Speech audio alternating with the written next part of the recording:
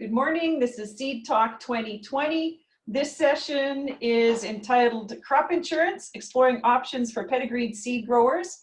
And our presenter this morning is Jeff Morrow. He's the Vice President of Operations with the Saskatchewan Crop Insurance Corporation.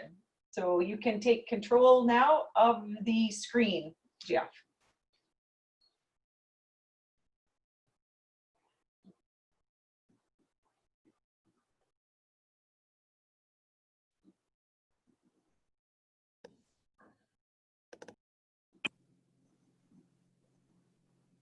Oh, now did I, just 1 second, Jeff? I'm just gonna make sure I unmuted you.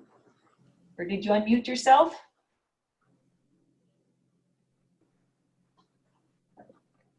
All right. Go ahead, Jeff. All right, can you guys hear me? I can hear you, yes. All right.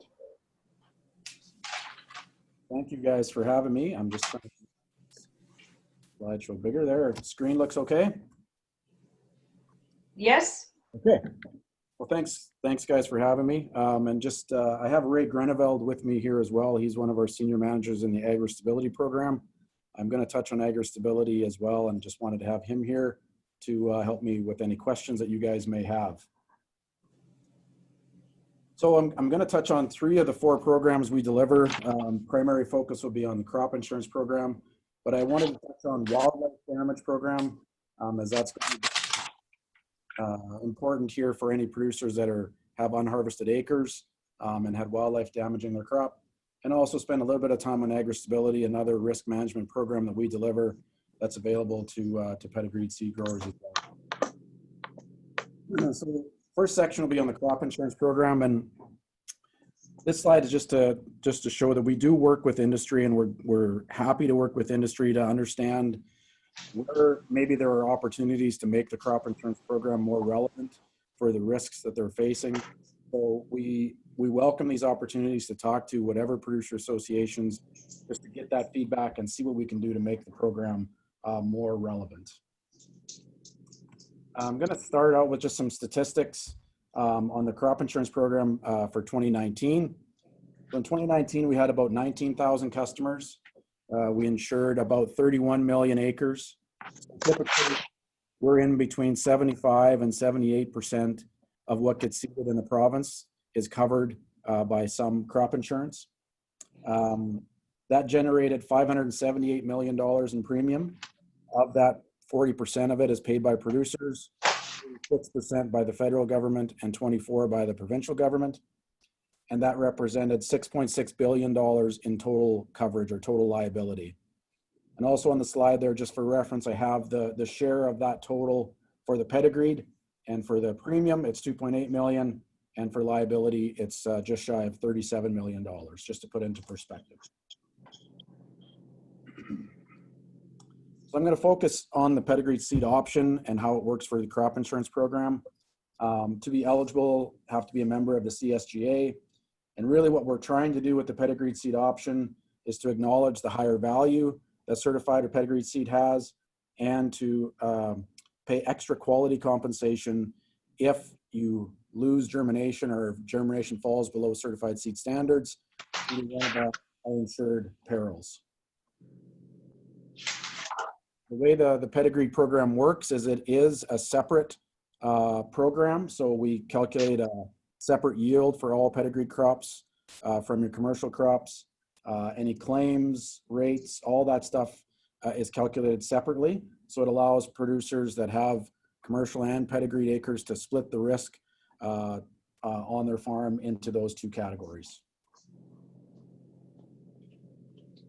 Just as far as acres, our total pedigreed acres in 2019 was just shy of 146,000. We range from 130 to 150,000 is kind of the range we've seen over the last number of years. And just on the screen there, that's the top 5 acreage crops that we see in the crop insurance program. In terms of coverage, for those same 5 crops, this is the actual average coverage that we saw the producers selecting based on their yields and the coverage option for 2019. So a range of 235 for barley to a high of 273 $2 an acre for durum. As I said before, the total premium is 2.8 million, and here's how that breaks down for the top 5 crops. You can see those top 5 crops account for a significant portion of the total in premium and in coverage, where it's probably about 28 million of the 37 million is from the 5 crops that are listed on the screen there: wheat, peas, barley, durum, and red lentils. As far as claims, this is the claims, the indemnities, the claims we paid out. And you see the crop mix is a bit different here. Large green, lentils and flax climbed into the mix. This is just the number ranked in the order of total dollars of claims. So peas, durum, large green, red lentils, and flax. So, you know, pretty low claim year, just over $500,000 on $37 million in liability. I think you guys know better than I the challenges that came with 2019, but I think pretty fortunate that the rains finally did come second, third week of June. And I think most producers were pleasantly surprised with the yields, above average for the most part. Certainly some parts of the province that did have some challenges. The rains didn't come soon enough or frequent enough, but overall above average yields, projected to be the second highest crop ever produced in Saskatchewan.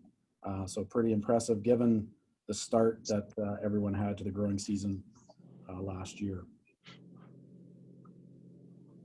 I'm just going to touch on our claim process and how it works, and how quality works, and how it works specifically for seed growers. This infographic, you may have seen, this is in some of our marketing material. At the top there is the production guarantee, and that's what the crop insurance program is really based around. And that production guarantee is your long-term individual yield. So the longer you're in the crop insurance program, the more you're reporting yields to us, the more individualized, the more representative that yield will be of your actual history. And as I said, it'll be calculated separately for your pedigree crops from your commercial crops. So that's one portion of that guarantee. The second portion of that is the coverage level that you choose. So you can choose 50 to 80% of that long-term individual yield. That then becomes your production guarantee. If you harvest less than that production guarantee, then crop insurance makes up the difference. And that drop below the production guarantee can be because of yield, it can be because of quality, or it can be because of both, a combination of a lower yield and poor quality. And I'll get into how the quality works and how it impacts your coverage and your claims. So along with the yield guarantee, crop insurance also guarantees a designated grade or a standard base grade. So for hard red spring wheat, for example, the guarantee is a number 2. And so if producers harvest something lower than a number 2, we calculate what we call a quality factor. And the quality factor is really a means to acknowledge the loss in value you've had because you've harvested less than what we would have guaranteed you as part of the insurance contract. And the quality factors are simply the price of the harvested grade divided by the standard grade, and we apply that factor to your net production. And I'll go over how that works. Again, you may have seen this in some of our marketing material. This is one of the infographics we use to, at a high level, just provide a simple explanation of how the quality factors work. So I'll just walk through this quickly. It's a simple example where in this case, there was only 100 acres. The long-term individual yield was 25 bushels. The producer selected 70% coverage. So you take the acres times the yield times the coverage option, you get the production guarantee of 1,750 bushels. For the purposes of this example, let's say it's hard red spring wheat. The producer harvested a low quality feed wheat, and that value of that feed wheat was $2.50 per bushel. Number 2 wheat this fall worth $5. So the quality factor is calculated by 250 divided by 5, and the factor would become 0.5, so 0.5. So acknowledging that you've lost 50% of the value of what crop insurance would have guaranteed you for a base grade of number 2. The way that follows through on the claim is, in this example, the producer harvested only 1,000 bushels, and we're going to apply a quality factor of 0.5.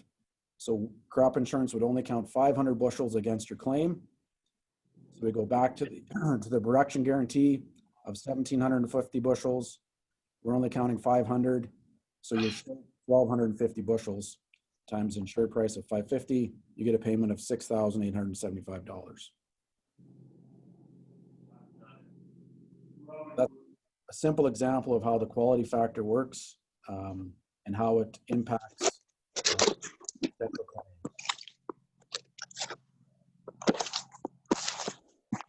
I mentioned there's extra quality compensation for pedigreed seed growers, and that extra quality kicks in if the germination is below Canada Certified #1 standards. And the way we provide that extra quality compensation is we divide the commercial quality factor by the price differential. So just following through on the example we just went through where it was 0.5, we say, okay, this producer also failed germination. So we take 0.5 divided by 1.2.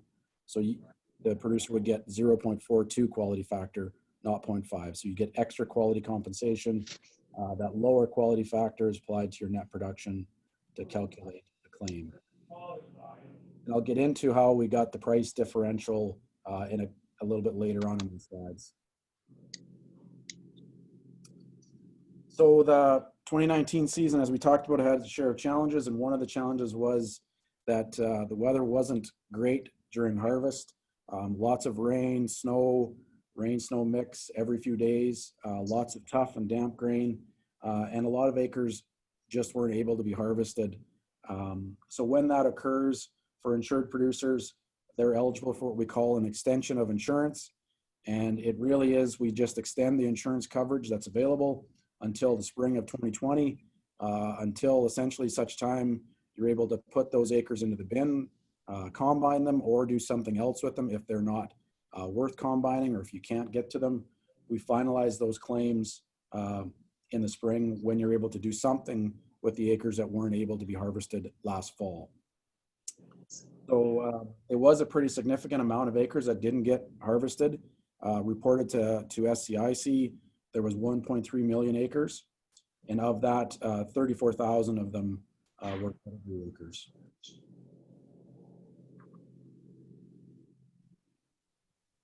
I also, just while we're talking about extensions, I wanted to talk about the wildlife damage compensation program. As I said, that's a program that's going to be could be relevant for producers that are going to be harvesting here in the next few weeks, hopefully, if the weather cooperates, or next month. The wildlife program is available to all producers. You don't have to be crop insurance customers, and you get up to 100% compensation if you had wildlife eating those crops that were left out over winter. And so I just wanted to touch on that to make sure if any of you are in the situation where you're going to be doing something with acres that didn't get harvested, and you know there was deer or moose, or if it's when the migratory birds are back and you know there's been damage, make sure you contact one of our offices for us to have a look to see if you're eligible for any compensation. Just also a note on this slide here, there is compensation available if you have deer or moose or any other excreta in your grain and you have to clean it.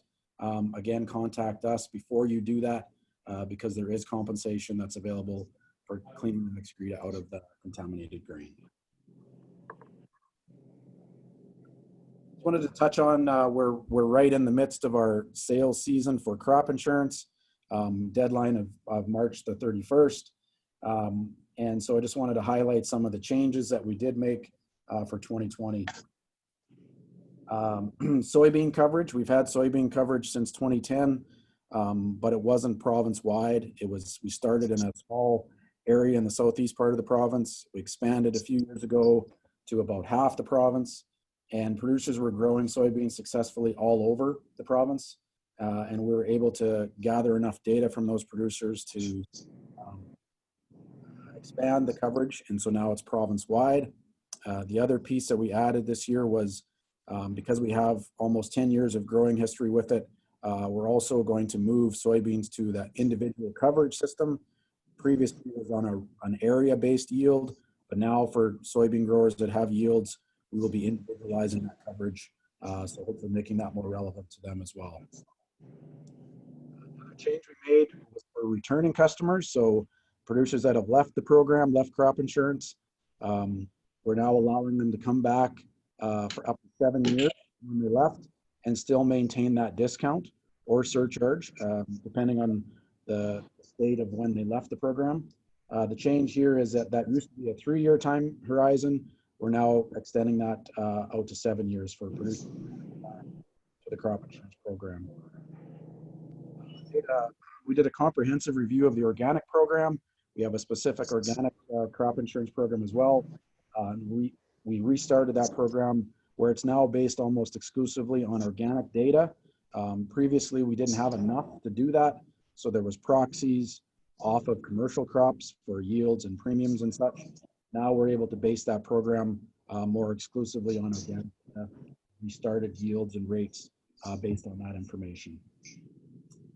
Also a small change to our vegetable acreage loss program, a small program that we offer, but we did update the insurable values and we added asparagus as an insurable crop there. So those are the highlights of the changes for 2020. As I said, we're in the midst of the sales season for that, so just wanted to highlight some of the changes that you may have heard about in the program announcement. Just wanted to, while we're on the 2020 crop insurance program, I want to just talk about the pedigree prices for some of the crops that you'll see and how we establish those. So the way we get our insured prices is we rely on the market analysis group of Agriculture and Agri-Food Canada, and we ask them to provide us forecasts in January of what they feel the farm gate price will be for the crop year. So we set those in January, and that's the prices that we offer for the commercial crops. For pedigreed, we use a factor above commercial to set those values. And for those top 5 crops, I've just added those factors or examples of those for you to see there. So those are the values that you will have seen for insured prices for pedigreed. And those factors were based off of work we did with the seed growers a number of years ago and considered extra costs that certified seed growers incur, including membership, variety costs, cleaning, handling, a number of those factors to come up with that price differential.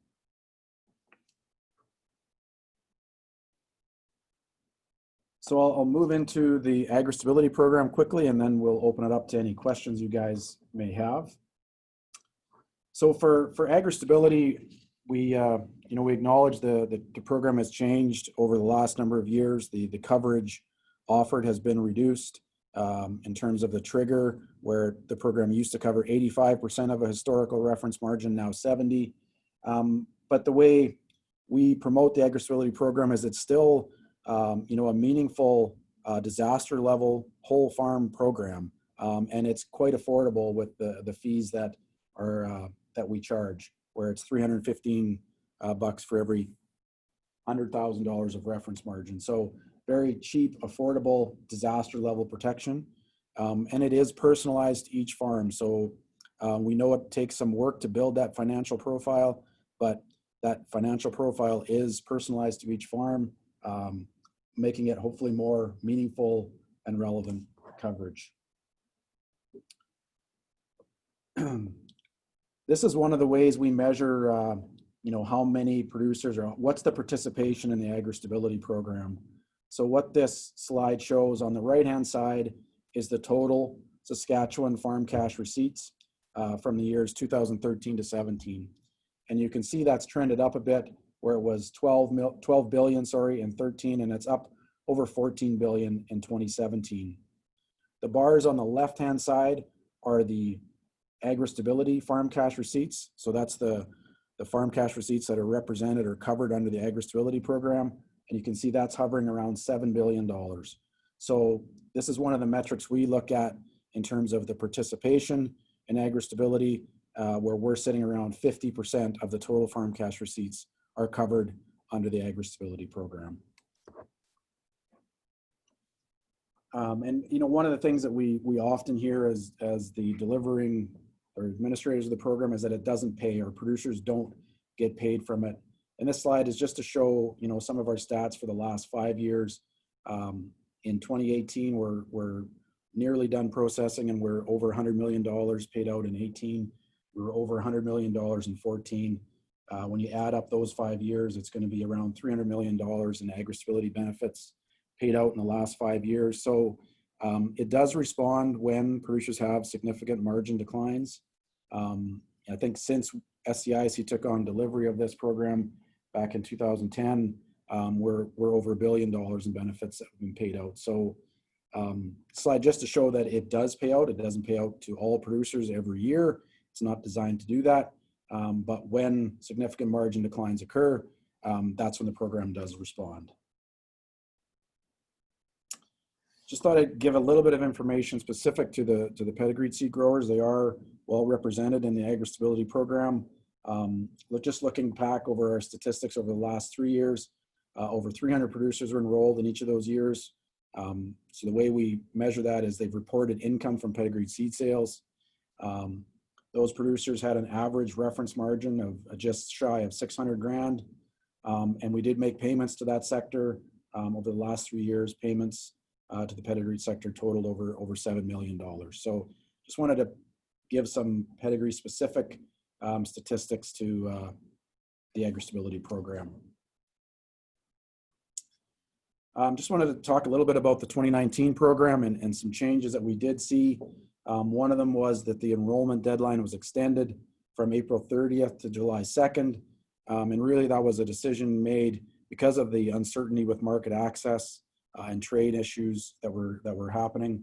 And the decision was made to give producers more time to consider their options for risk management with regard to the agri-stability program. And we did see for the first time since we started delivering the program, the participation increase. So we saw over 1,300 producers either come back to the program or enroll for the first time. So we wanted to take a different approach than we have in the past and do what we could to start those producers that are coming back or new to the program off on the right foot, and give them some information about what the next steps are, what it takes to build that financial profile for the farm, hopefully take some of the myths or reduce some of the perceived complexities that are out there with the program. And so we did reach out to all of those producers and invite them to information sessions that were held at each of our customers or at our customer service offices. Those sessions were held from January to the end of February. And as I said, it was really about just providing some information to make sure producers understood what the next steps are so that they can build that historic financial profile for the farm. I think the feedback that we got from the producers that attended was quite positive. We're going to be doing some surveys with those producers to see what we can learn from those sessions to make them better and more valuable going forward. But we do think that the more effort we can take to communicate about what this program does and doesn't do, take some of the complexities out of it, I think the better off will be. I also wanted to just provide you an update on what SCIC is doing in response to the COVID-19 pandemic. As of March the 23rd, all of our customer service offices and head office are closed to the public. We are able to move a lot of our staff to be able to work from home. We are operating in as near a business as usual state as we can. Our staff that were in customer service offices that are now working from home can log into our toll-free call centers. So we're able to provide a service to our customers through phones as always. We also have online application called Crop Connect that producers can get signed up for and do all the business they need to for the crop insurance program on that. So that's where we're at in terms of our response to the COVID-19 situation. And so this, I just have a slide here for the crop insurance, the wildlife, the Western Livestock Price Insurance Program. This is the toll-free and the email, and how you can sign up for our online application. called Crop Connect. And this slide just shows the AgriStability coordinates, same information there. The toll-free is different for AgriStability, and the email and the online application for AgriStability is called Ag Connect. So we're hoping to provide, a very similar level of service to our customers given this unprecedented time that we're in right now, by having, staff available to answer questions and deal with customers as close to as usual as we could. So with that, that's the end of the formal slides. And if you guys have any questions, we'll do our best to answer them for you. Thanks, Jeff.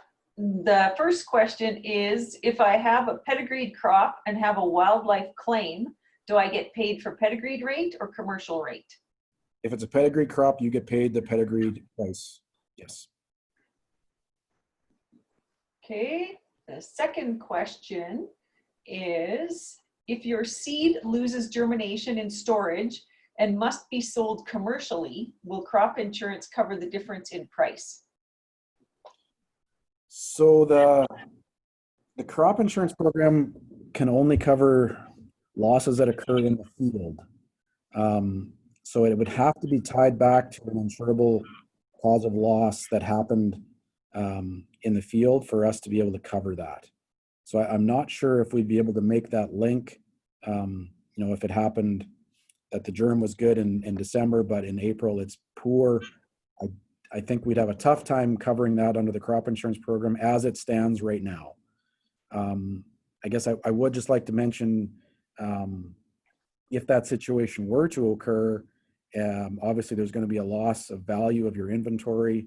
And so that is where the AgriStability program would certainly consider that drop in value of inventory and calculating any benefits there. But as it stands currently in the crop insurance program, we can only cover in-field insurable losses. So I think it would be a struggle for that to be covered under the crop insurance program. But just to repeat what you said, that loss of germination would be considered a loss of inventory and therefore eligible under the AgriStability. It would be factored into the AgriStability calculation because there would be a change in value. Obviously, if you had been selling certified hard red spring wheat for 5 years and then all of a sudden you couldn't sell it because the germination was poor and it had to be sold as just commercial hard red, then there'd be a change or a decrease in your value of your inventory, which would be considered in the calculation of an AgriStability benefit. Okay, there's another question, and then there's a hand up, and then another question. So the next question is, what % of the Saskatchewan acres are under the Saskatchewan Management Plus program?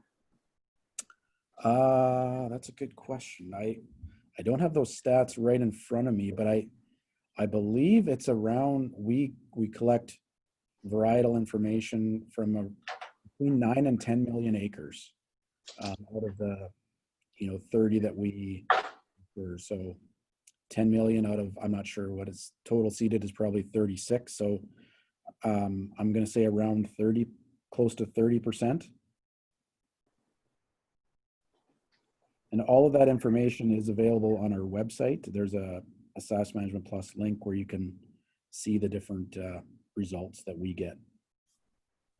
All right, next, Sean, go ahead, I'll unmute you. Oh, I tried to unmute you. Are you unmuted? No. Sean?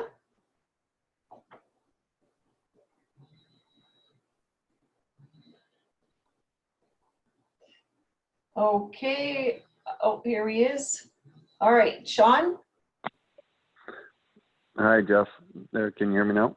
Yeah, you bet, Sean. Yeah. I guess just in response to your question or your answer, I guess, to the germination factors, like I can see that for, if it dropped in the next year or something, but when it's in that current year and it drops from fall to spring, I guess I'd encourage you to look at that. I think that is a little bit of a difference there. The other question I got for you, I guess, is have you considered, I guess, each variety that we grow to be a different crop? I mean, we bin it all separate. We treat it separate. There really is I think, a different segregation with a pedigreed crop that's a different variety compared to a producer grower. Right. So the first one, Sean, on the germination thing, is there a good understanding of what would cause that drop from, in storage? Because that's one of the things that we'd have to figure out is, what is because we always need, to pay any claim an insurable cause of loss. So is there good information or research or within your association or the industry overall on what would cause germination drops in store? And maybe that's something that we can explore offline or working with Lori, but I guess I would just ask that of the group. Is there good information out there on that? I think a lot of the times it is due to a challenging harvest, and if it's a tough crop or whatever that you're having to dry or whatever, lots of times that's the reason. It's not always, but that's definitely I think a big probable cause. Okay.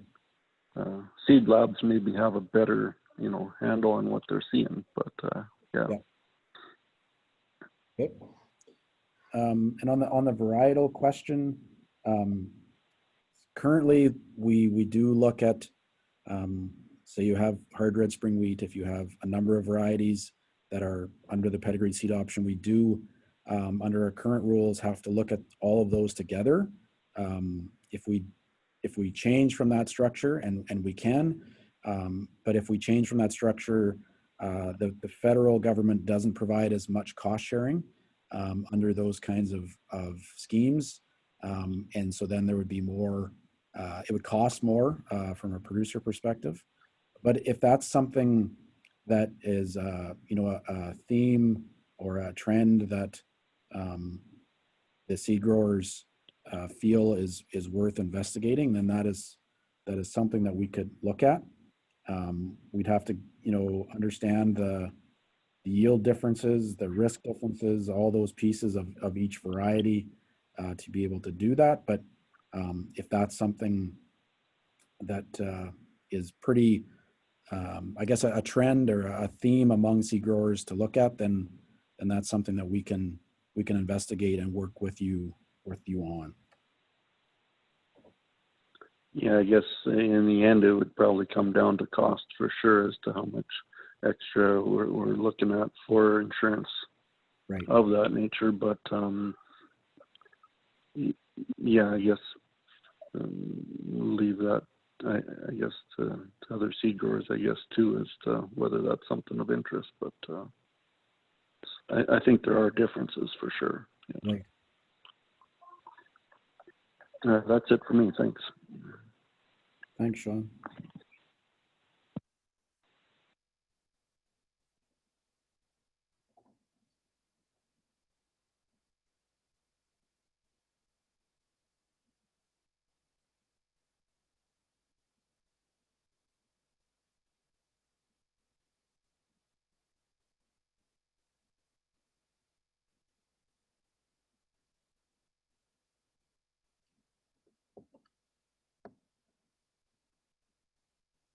Lori, is there anything else? Sorry, I had muted myself again. There was another question, yes.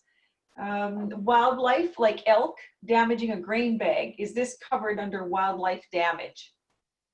No, it is not. The wildlife damage only covers the crop in the field, not in any storage.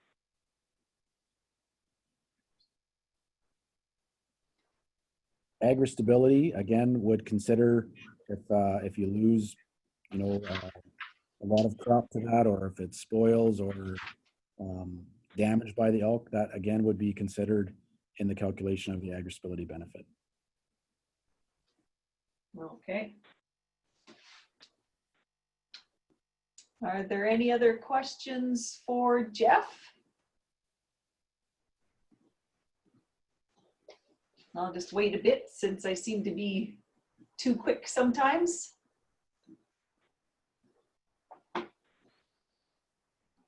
While I'm waiting, see if there's any more questions, we'd like to thank again all of our sponsors for all of our events this year. They're on the screen.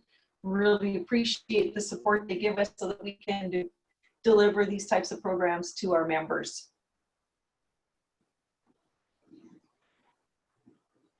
Okay, seeing no more questions, thank you very much, Jeff, for contributing to our Seed Talk 2020. We appreciate the time that you spent putting together the presentation and contributing that information to us today. Thank you so much.